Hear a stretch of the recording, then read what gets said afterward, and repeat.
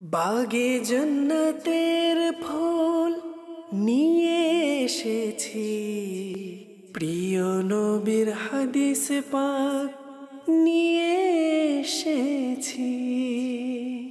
আলহামদুলিল্লাহি রাব্বিল আলামিন ওয়াসসালাতু ওয়াসসালামু আলা সাইয়্যিদিল মুরসালিন আম্মা বা'দ فأعوذ بالله من الشيطان الرجيم بسم الله الرحمن الرحيم الصلاة والسلام عليك يا رسول الله وعلى آلك وأصحابك يا حبيب الله الصلاة والسلام عليك يا نبي الله وعلى آلك وأصحابك يا نور الله প্রিয় ইসলামী ভাইরা এবং মাদানী চ্যানেলের দর্শকবৃন্দ, উপস্থিত হয়েছি অনুষ্ঠান হাদিসে কুদসি নিয়ে।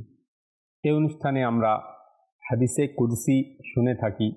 হাদিসে কুদসি কাকে বলা হয় আমরা আগেও শুনেছি যে আল্লাহ তাআলার ফরমান নবী করিম সাল্লাল্লাহু আলাইহি ওয়াসাল্লাম নিজ মুখ মোবারক থেকে বর্ণনা করেন। তো হাদিসে কুদসি আজকে আমরা গুরুত্বপূর্ণ হাদিসে মোবারকা শ্রবণ করব। তার পূর্বে আসুন আমরা দরুদ শরীফ পাঠ করার একটি ফজিলত শ্রবণ করে নিই। আল্লাহ তাআলার আখেরি নবী, সর্বশেষ নবী সাল্লাল্লাহু আলাইহি ওয়া আলিহি ওয়াসাল্লাম ইরশাদ করেন, ইন্নাদ দুআআ মাওকুফুন বাইনাস সামাই ওয়াল আরদি লা ইয়াসআদু মিনহু শাইউন হাত্তা তুসাল্লিয়া আলা নাবিয়্যিকা সাল্লাল্লাহু আলাইহি ওয়াসাল্লাম। ইরশাদ করেন, দোয়াকে জমিন এবং আসমানের মধ্যখানে থামিয়ে দেয়া হয় যতক্ষণ পর্যন্ত তুমি আপন নবী সাল্লাল্লাহু আলাইহি ওয়া আলিহি ওয়াসাল্লামের প্রতি দরুদ শরীফ প্রেরণ করবে না, ততক্ষণ পর্যন্ত দোয়া ঊর্ধ্বে উঠতে পারে না। অর্থাৎ যখন বান্দা দরুদ শরীফ পড়ে নেয় দোয়াতে, তখন সেই দোয়াটি আসমানের দিকে উঠে যায়। মাওলা আলী রাদিয়াল্লাহু তাআলা আনহু থেকে বর্ণিত যে আদ-দুআউ মাহজুবুন আনিল্লাহি হাত্তা ইউসাল্লা আলা মুহাম্মাদিন ওয়া আহলি বাইতিহি।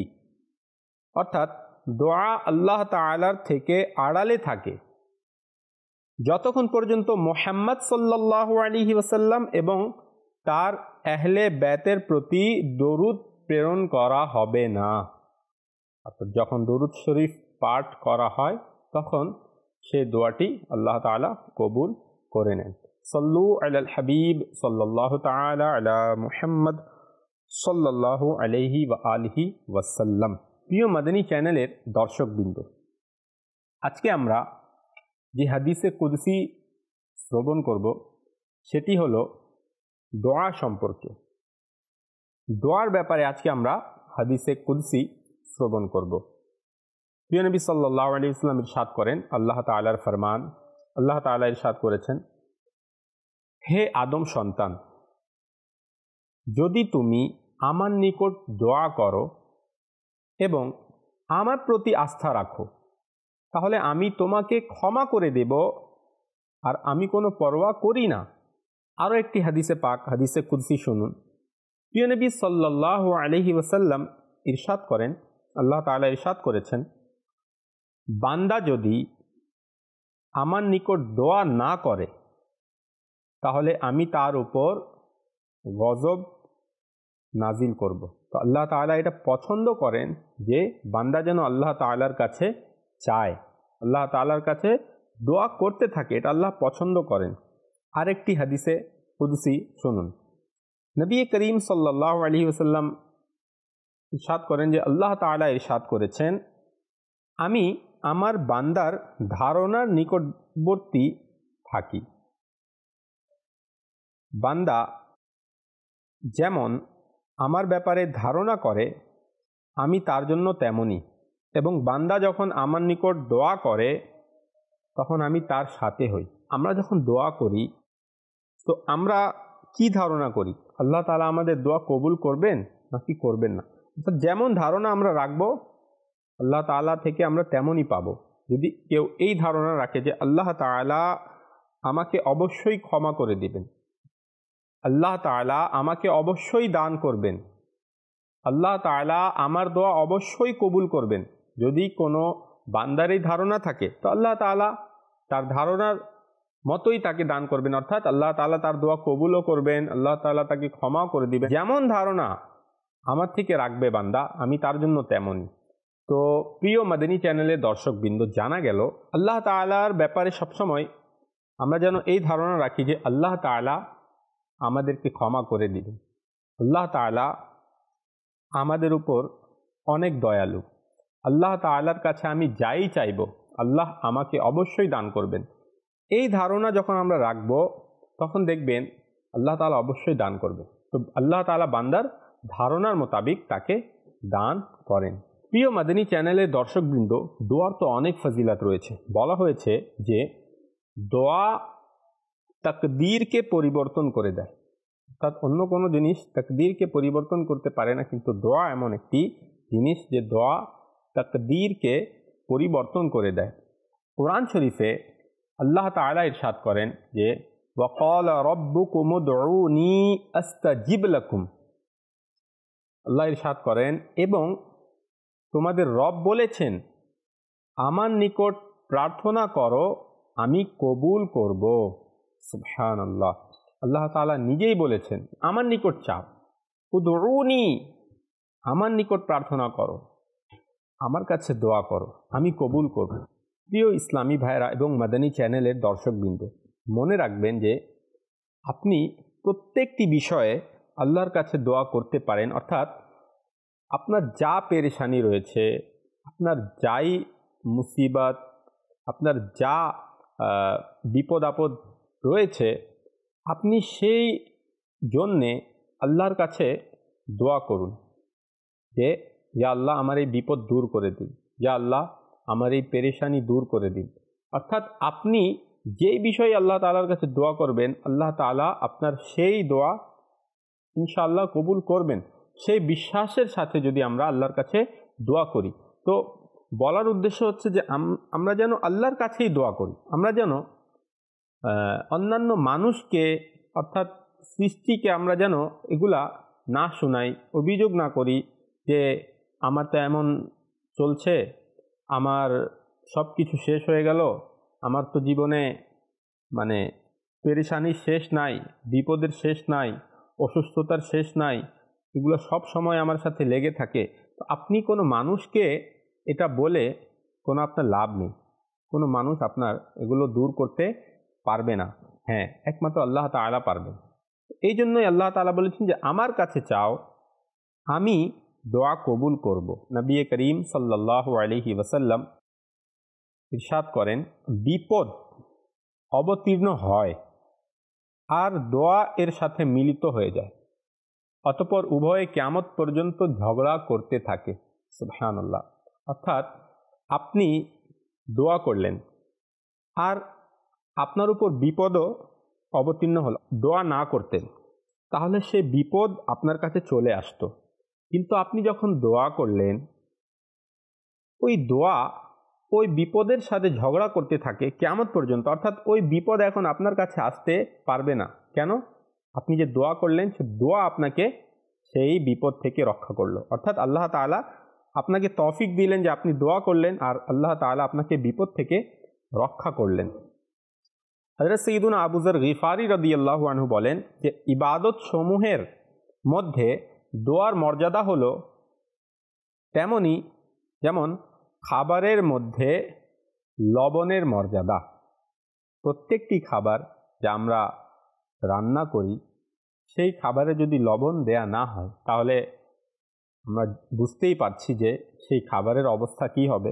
ঠিক একইভাবে বান্দার ইবাদত, বান্দা যখন ইবাদত করে তো যদি দোয়া না করে তাহলে ওই খাবারের মতোই যে খাবারে লবণ নেই। নবী করিম সাল্লাল্লাহু আলাইহি ওয়াসাল্লাম ইরশাদ করেছেন যে মুসলমান এমন দোয়া করে যে দোয়ার মধ্যে গুনাহ ও আত্মীয়তার সম্পর্ক ছিন্ন করার কোনো বিষয় নেই। অর্থাৎ অনেক মানুষ আছে যে এমনও দোয়া করে যে অমুক জিনিস ইয়া আল্লাহ আমাকে দান করো, ইয়া আল্লাহ আমি অমুক জিনিস করতে চাই, আমাকে তৌফিক দাও। যেই কাজের জন্য সে দোয়া করছে সে কাজটি গুনাহ। তো এই গুনাহের জন্য দোয়া করা যাবে না, অথবা কোনো আত্মীয়ের সাথে সম্পর্ক ছিন্ন করার দোয়া, যে আল্লাহ সেই আত্মীয়র সাথে আমার যেন সবসময়ের জন্য সম্পর্ক শেষ হয়ে যায়, এই দোয়া, এগুলা গুনাহের দোয়া, এগুলা করা যাবে না।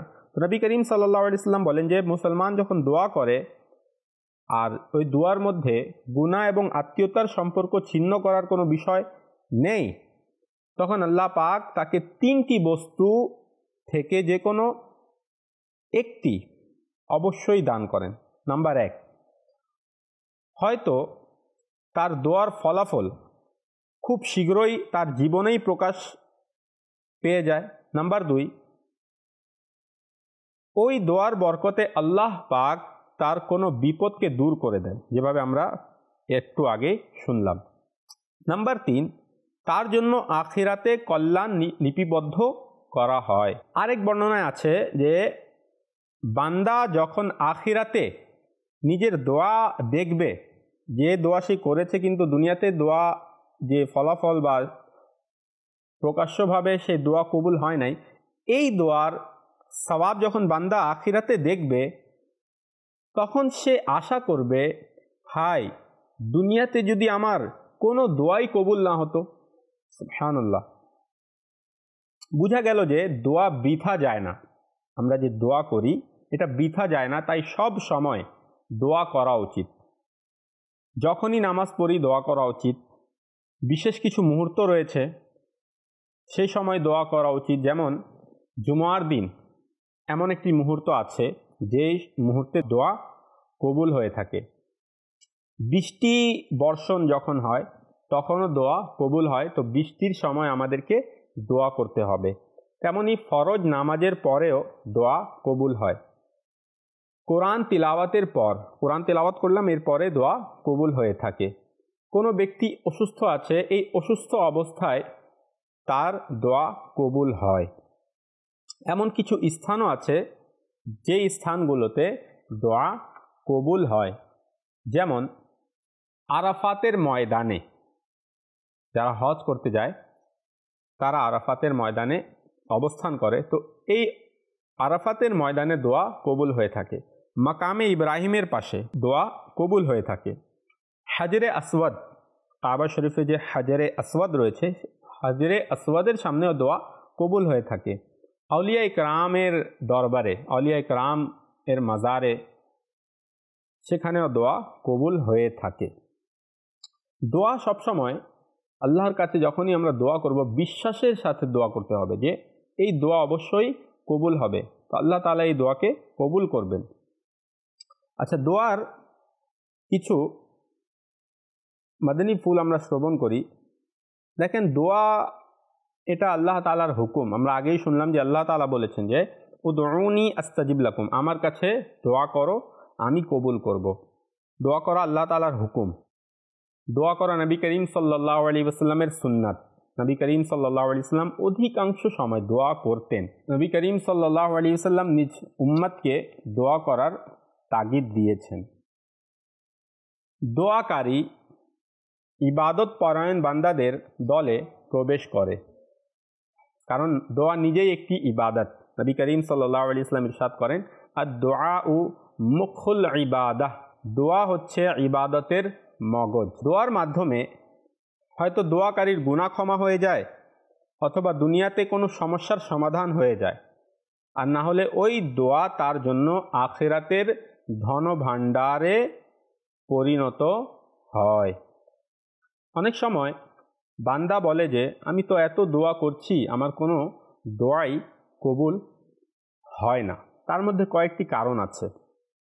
যেমন অনেক সময় বান্দা আল্লাহ তাআলার নাফরমানি করে, নামাজ আদায় করে না, এবং যত ধরনের গুনাহ রয়েছে বান্দা সেটি করতে থাকে। যেমন আল্লাহ তাআলা যা যা নিষেধ করেছেন বান্দা সেগুলোর মধ্যেই লেগে থাকে, সব ধরনের গুনাহ বান্দা করছে। অতঃপর যখন সে দোয়া করে আর যখন তার দোয়া কবুল হয় না, তখন সে বলে যে জানি না এমন কি অপরাধ হয়ে গেল যে আল্লাহ দোয়াই কবুল করছেন না। মনে হয় নামাজ না পড়া এটা কোনো অপরাধী না, মিথ্যা বলা, গীবত করা, পরনিন্দা করা, চুগলি করা, কুদৃষ্টি দেয়া, নানা ধরনের গুনাহ রয়েছে। তো বান্দা মনে করে যে এগুলো কোনো অপরাধী না, আমি দোয়া করছি, আমার দোয়া কেন কবুল হচ্ছে না? প্রথম এটা তো দেখুন যে আপনি যে গুনাহ করছেন, আল্লাহ তাআলা এই গুনাহের কারণে সাথে সাথে আল্লাহ তাআলা আপনাকে শাস্তি দিচ্ছেন না, এটা কি আল্লাহ তাআলার দয়া না? এটা তো আল্লাহ তাআলার অনেক বড় দয়া। আল্লাহ তাআলা আপনাকে ছাড় দিয়েছেন যাতে বান্দা আমার নিকট তওবা করে নেয়, আমি তাকে মাফ করে দিব। আল্লাহ তাআলার এটা অনেক বড় দয়া। আল্লাহ তাআলা দান করলেও এটা আপনার জন্য কল্যাণ, আর যদি আল্লাহ তাআলা কোনো কিছু দান করছেন না, এটাও আপনার জন্যই কল্যাণ। কারণ আল্লাহ তাআলা আমাকে আপনাকে অধিক জানেন, আমাদের জন্য কি কল্যাণ এটা আল্লাহ তাআলা ভালো জানেন। নবী করিম সাল্লাল্লাহু আলাইহি ওয়াসাল্লাম ইরশাদ করেন, যখন আল্লাহ পাকের কোনো প্রিয় বান্দা দোয়া করে, তখন আল্লাহ পাক জিবরাইল আলাইহিস সালামকে ইরশাদ করেন, থামো, এখন দিও না, যাতে সে পুনরায় আমার কাছে চায়, কারণ তার আওয়াজ আমার কাছে খুবই পছন্দনীয়। আর যখন কোনো কাফির অথবা ফাসিক গুনাহগার দোয়া করে, তখন আল্লাহ পাক জিবরাইল আলাইহিস সালামকে ইরশাদ করেন, হে জিবরাইল, তার কাজ দ্রুত করে দাও যাতে সে পুনরায় না চায়, কারণ তার আওয়াজ আমার কাছে অপছন্দনীয়। তো যখন আমরা দোয়া করব, তখন এটাও তো ধারণা রাখতে পারি যে আল্লাহ তাআলার কাছে আমার আওয়াজ অনেক পছন্দনীয়, আল্লাহ তাআলা আমার আওয়াজকে অনেক পছন্দ করেন, এই জন্যই তো বারবার দোয়া করার তৌফিক দিচ্ছেন। সুবহানাল্লাহ। অনেকেই তাড়াহুড়া করে দোয়ার, অর্থাৎ দোয়া কবুলের ব্যাপারে তাড়াহুড়া করে যে দোয়া কেন কবুল হচ্ছে না, দোয়া তাড়াতাড়ি কবুল হওয়া উচিত। তো দোয়ার একটি আদব রয়েছে, যে হাদিস শরীফে রয়েছে আল্লাহ পাক 3 ব্যক্তির দোয়া কবুল করেন না। নাম্বার 1, ওই ব্যক্তি যে গুনাহের জন্য দোয়া করে।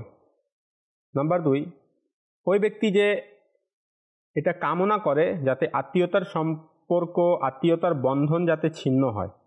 আর নাম্বার 3, ওই ব্যক্তি যে দোয়া কবুল হওয়ার জন্য তাড়াহুড়া করে, আমি দোয়া করছি এখনো কবুল হয়নি, কেন কবুল হচ্ছে না, এই ধরনের দোয়া আল্লাহ তাআলা কবুল করেন না। যখনই দোয়া করব তো বিশ্বাসের সাথে দোয়া করতে হবে। বান্দা যখন বিশ্বাসের সাথে দোয়া করে, তখন কিভাবে তার দোয়া কবুল হয়? বাদশাহ অরঙ্গজেব আলমগীরের ব্যাপারে এসেছে যে তিনি এক মাজারে গেলেন মাজার জিয়ারত করতে। তো সেখানে এক ব্যক্তিকে দেখলেন যে অন্ধ ছিল এবং সে আল্লাহর কাছে দোয়া করছিল, হে আল্লাহ, আমাকে চোখ দান করো। তো বাদশাহ অরঙ্গজেব তাকে বললেন যে তুমি কতদিন ধরে এভাবে দোয়া করছো? তো সে বলল, আমি অনেক দিন ধরে আল্লাহর কাছে দোয়া করছি। তো বাদশাহ অরঙ্গজেব বললেন যে আমি এখন ভিতরে মাজার জিয়ারত করতে যাচ্ছি, ফিরে এসে যদি দেখি তোমার চোখ আসেনি, অর্থাৎ যদি তোমার চোখ ঠিক হয়নি, তাহলে আমি তোমার গর্দান কেটে দিব। এটা বলে তিনি চলে গেলেন। অতঃপর ওই অন্ধ ব্যক্তিটি মন থেকে আল্লাহর কাছে দোয়া করলো, হে আল্লাহ, এতদিন তো চোখ ছিল না, এখন তো জীবনও চলে যাবে।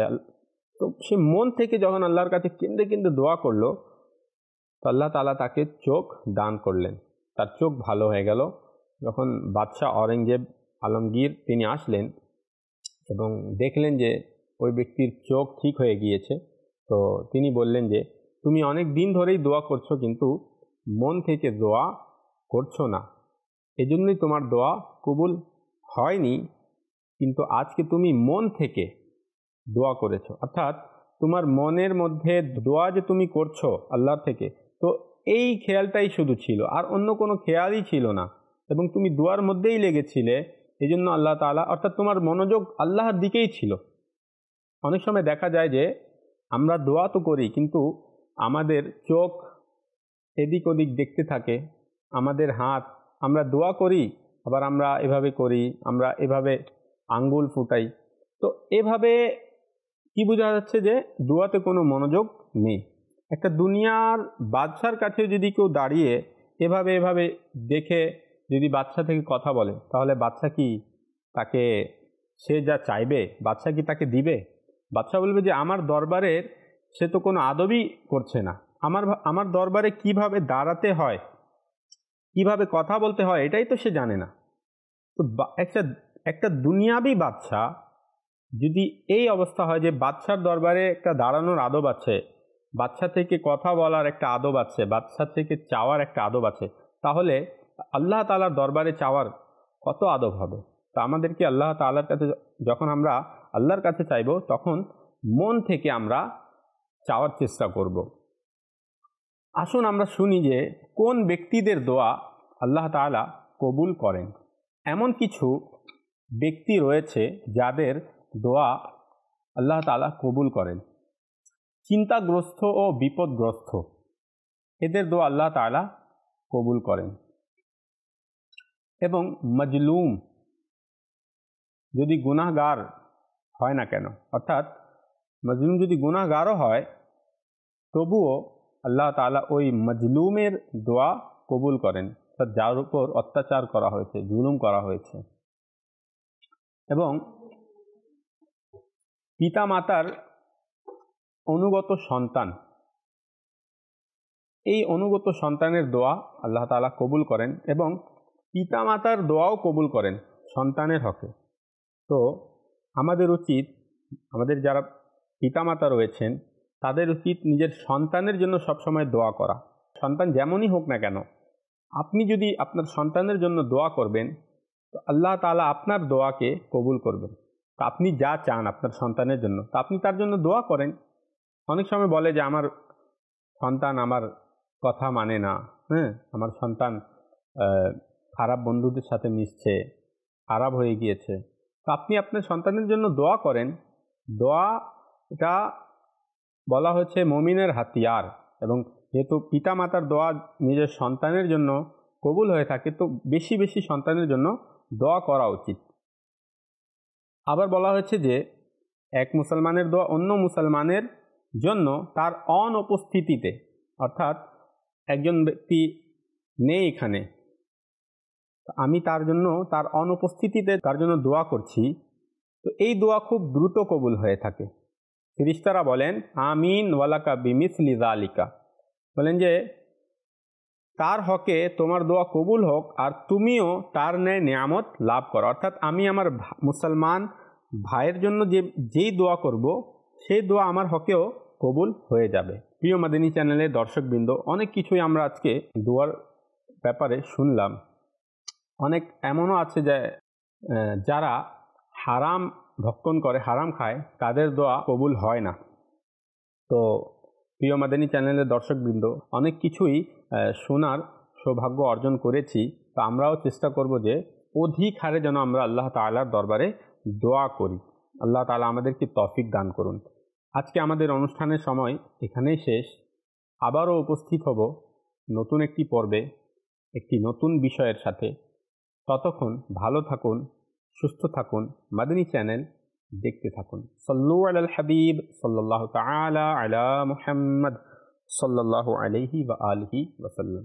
বাগে জান্নাতের ফুল নিয়ে এসেছি, প্রিয় নবীর হাদিস পাক নিয়ে এসেছি।